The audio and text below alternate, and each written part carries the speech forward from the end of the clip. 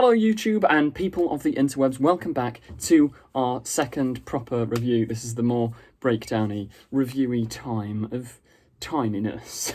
So, what do we think of that episode? I loved it. I thought it was properly solid. Yeah. I thought it was really good. I rated it like 8 out of 10 in my original review, and maybe that rating will change. Stick around to the end to see what we rate this episode out of 10. But yeah, first off, Dan. I'd say Dan was genuinely amazing. Funny. Like, so yeah, funny. I love the whole, like, because he is now homeless. Like, it's not. This is the thing that Chibnall does well with his companions. I'm not you human. They're proper like real people with real stories. Because Clara, she's nice, but it's the impossible girl, Amy. Oh, it's this glamorous model, the girl who waited. Whereas this is actually just it's Dan. He's a nice guy from Liverpool, and he's thrown into this adventure, which I think is really, really good. The pasta in the cupboard. He only had 3 like pasta straws, and he still wouldn't take the soup. I know, exactly. He's a nice guy as well. You should never change. Exactly. And Yaz, I'd say was better than most of her other appearances. What was it that you said when we were watching it? It was good how she was kind of getting in the controls, and she was helping to like. Yeah, you could see that she'd been there.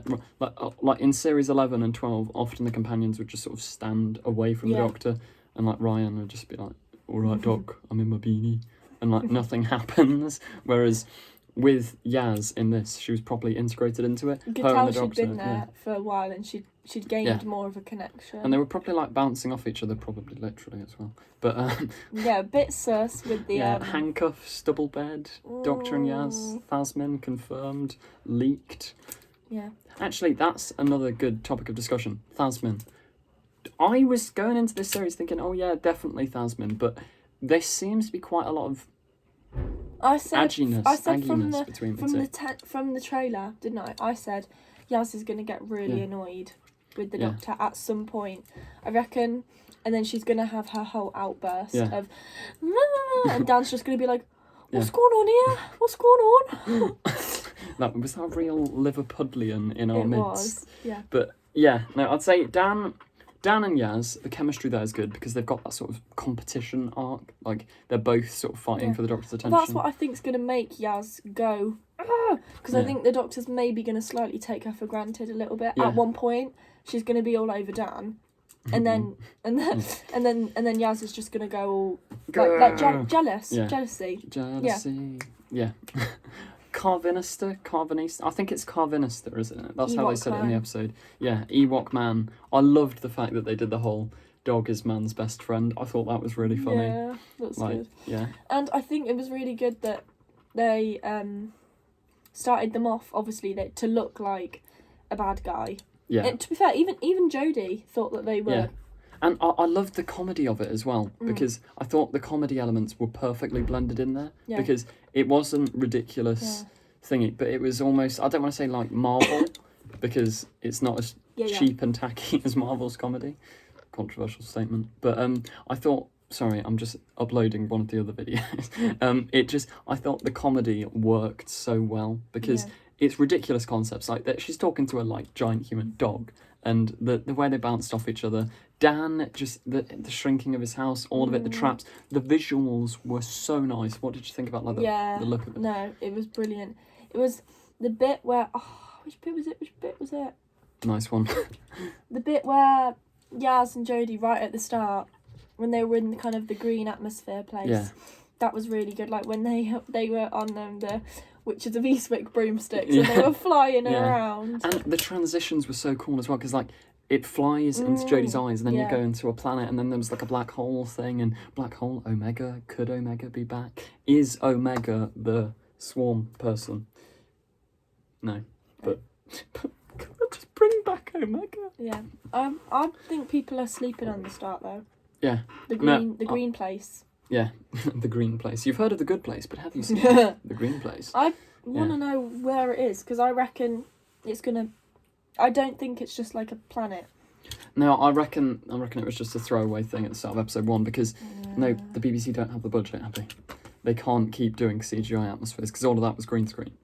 they're not going to do that for much longer, I shouldn't imagine. Maybe they'll go back to that green planet once or twice, but yeah, overall, I don't think so. The Sontarans, that's another thing as well.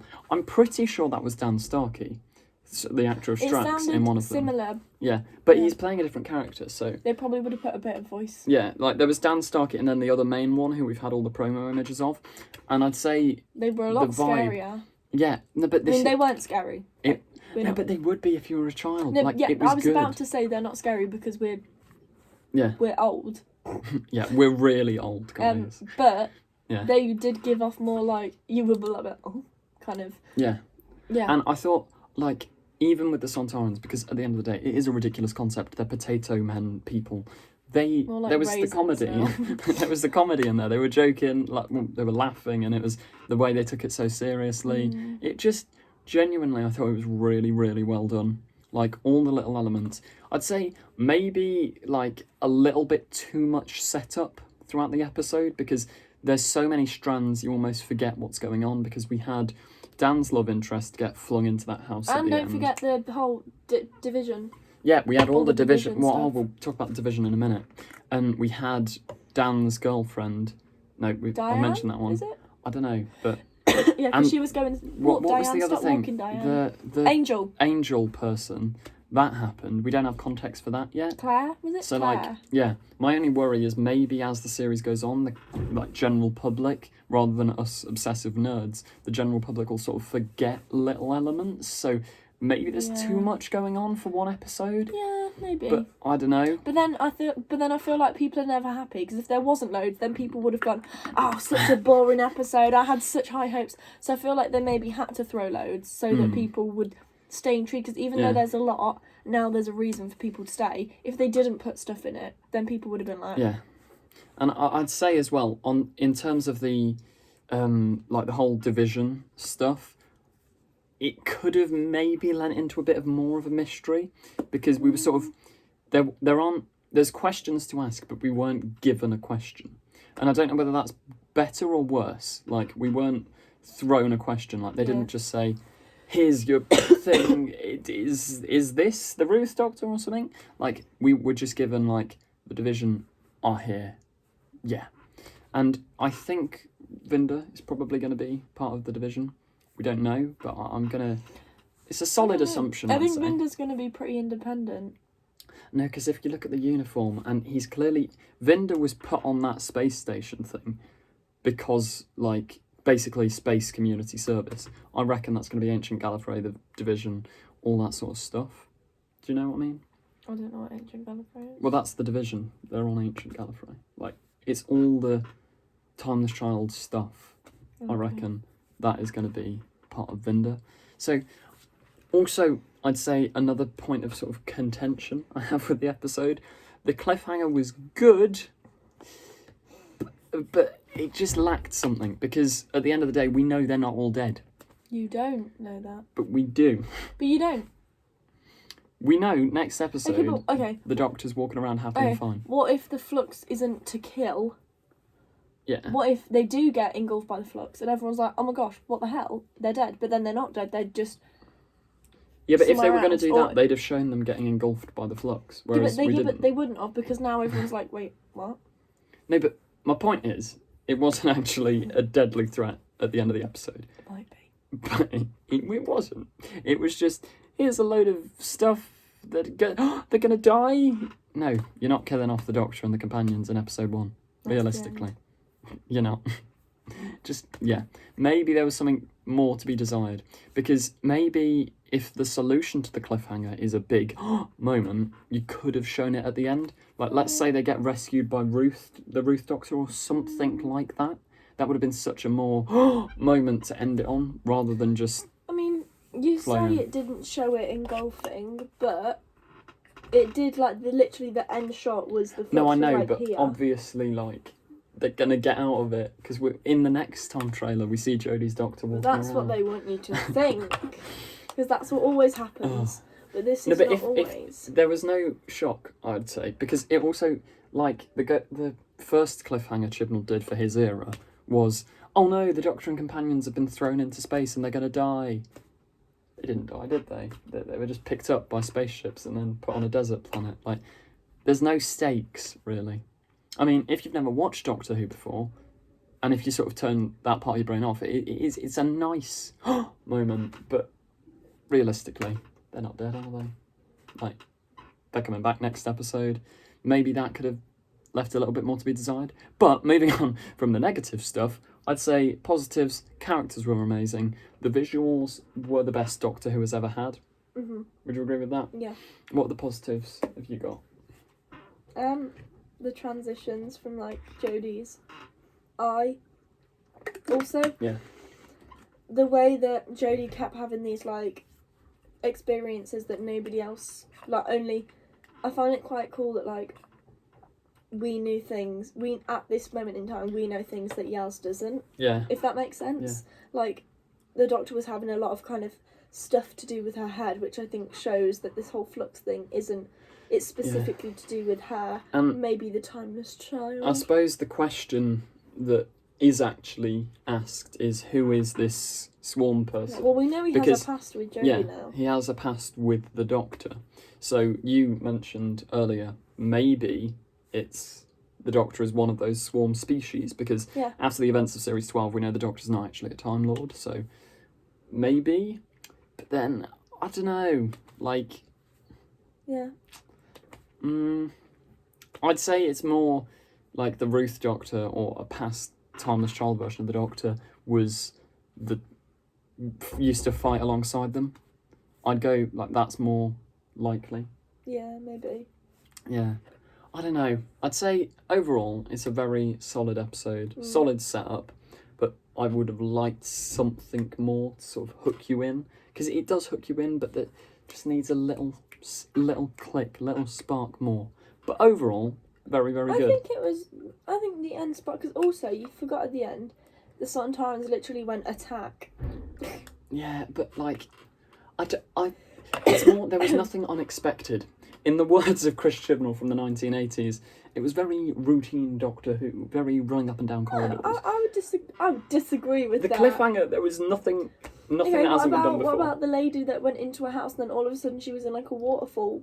No, but that's Doctor Who, innit? Like, it was unexpected. How many times in Doctor Who history has someone gone into a house and gone, oh no, they've been moved in time? Like, I felt like just the ending needed something more. Whether it be a reveal of a returning character or just something, it needed a little bit of a pizzazz to get it really going. One thing that I'm really intrigued about, I don't know why, because it's not like massive, is the TARDIS doors. Yeah, no, I loved that. The visuals of that were absolutely amazing. Yeah. Having all of that. It was like, what's that painter? It's a stupid place to put a door. Yeah. Whatever he said. Yeah, the comedy lines from Dan were fantastic as well. Yeah. Yeah, I'm trying to think what else is there in the episode. You've got the Carvanista stuff. The prosthetic for him, I can't tell whether I loved it or it was a bit meh. Because the mouth movements were a bit strange, but overall, I'd say quite good. I mean, I haven't watched Classic Who, but from what I know of it, it did give very Classic Who vibes. Yeah, and I suppose that is kind of the point in it, because almost like the costume's so crap that it's like... Yeah, because it's with the division as well, and the comedy of it was played into it. Yeah, like he was like doing everything he could to save mankind, but at the same time didn't want to be there. Yeah. Hates humanity. Yeah, I'd say as well a really interesting aspect was the fact that this was shot under COVID. Could you tell that? I'd say maybe there was a little... I could kind of tell that it was a COVID production. I didn't even think of it. But when you think, like, it was big scale and they've got loads of aliens and stuff, but you will only ever really see 2 or 3 people in one scene at a time. I literally didn't even think about that. No, but do you know what I mean? Like, I don't know whether that is just coincidence or if that is because of the production of it. Because I know, like, studying TV and stuff at uni, there are so many procedures you have to go through because of COVID. So could that have played a factor in it? I reckon quite likely. Because you never really had more than 3 or 4 characters in a scene at one time, did you? Like, I can't actually think of a single scene where there were loads of people together. Cause, no, maybe. Yeah, very, like, that's an interesting thought. But I think for the circumstances, if that was a factor, they did really well, because it still felt like a universe-spanning, properly big, interesting and enjoyable story. Yeah. So, yeah. Is there anything else? Or does that sort of wrap up the... I did think of something, but I can't remember, so... Yeah. I'm trying to think. Start Liverpool, yeah. Oh, the guy who's building that tunnel thing, that's another strand we don't know about. Right, early Liverpool, like 1800s Liverpool. Remember, top hat, weird right beard. at the beginning? Yeah. Like, what's all that? Well, there's obviously a reason why things are happening in Liverpool. Yeah, true. Maybe that's to do with the Weeping Angels, because that looked like it was a cave. Yeah, you know the maybe. Weeping Angels promo picture? Yeah. That looked like it was a kind of cave underground thing. Yeah, so could maybe be. they like dug something and they hit a Weeping Angel, Yeah. or they made something. Yeah. Yeah. Overall, I'd rate it. I said 8 in my initial review, and I'm going to stick by keeping it high. I'd say like 7.5. Because it's not perfect, but it's very good. I think it might have been lacking a tiny spark, but overall I loved it. And definitely one of the better episodes of the Chibnall era. What would you say out of 10? I don't know. Maybe like 9. Fair enough. I was just very impressed with Jodie's performance. Yeah, no, that is another thing to mention as well. Jodie, I'd say, She was apart brilliant. from maybe The Haunting of Villa Diodati, this is her best performance. What was that? The one with Mary Shelley. Because she's really good in that. And I like it when her doctor has a bit more anger and she's like, shut up, because it feels so much more doctory than, are you Ed Sheeran? Is he Ed Sheeran? Like, it was... Exactly. I think you've got to have a more, sometimes abrasive and abrupt doctor, because when you're saving the universe, you're naturally going to get a bit stressed sometimes, and shout at people works so much better, I'd say. I like, it sounds really horrible, but I think what Jodie does really well in the bits that I like when she doesn't have a clue what's going on either. So, like, for example, like, I think the moment she did really well, when she had, like, the brain things. Yeah. Like, when the guy did the whole, when they had the whole, like, oh, you know, we've fought many battles, when she came out of it, kind of that shock, so that we could see it, but then she wasn't relaying any of it to Yaz. Yeah. Or she was relaying a little bit. I think as so well. Yaz knows something's wrong. But, like, Yaz and her dynamic, really good. Brilliant. Overall, character's brilliant. Yeah. Genuinely amazing. But that's why... Solid 7.5. Because her and the Doctor's dynamic's so good at the moment, that's why Dan coming in is, I think, going to make her and the Doctor... I don't think their dynamic is good at the moment. They're angry with each other. Like, it works for us because we're an audience, but it's... Yaz is fed up. No, but I mean as in the way, like... Their dynamic is in the way they work together. Yeah, they're so used to not having other people. Yeah, not how they feel about each other, but... They've been working as a two for so long, and Dan coming in, not only being an extra person, not having a Scooby what's going on, is going to completely mess it up, which is going to make those two just at each other's throats. Yeah. So, overall, solid. Nice one, Chibbers. Big up my guy, Chris Chibnall. Thank you for watching. Please do remember to go and check out our Doctor Who fan film, Echo's End. I haven't promoted that in the past few videos, but link in the description. Thank you for watching. Yeah. Remember to subscribe to the channel. We're almost at 10,000 subscribers. Please, let's get there. Join us on the Flux journey. Thank you for watching, and goodbye. Bye.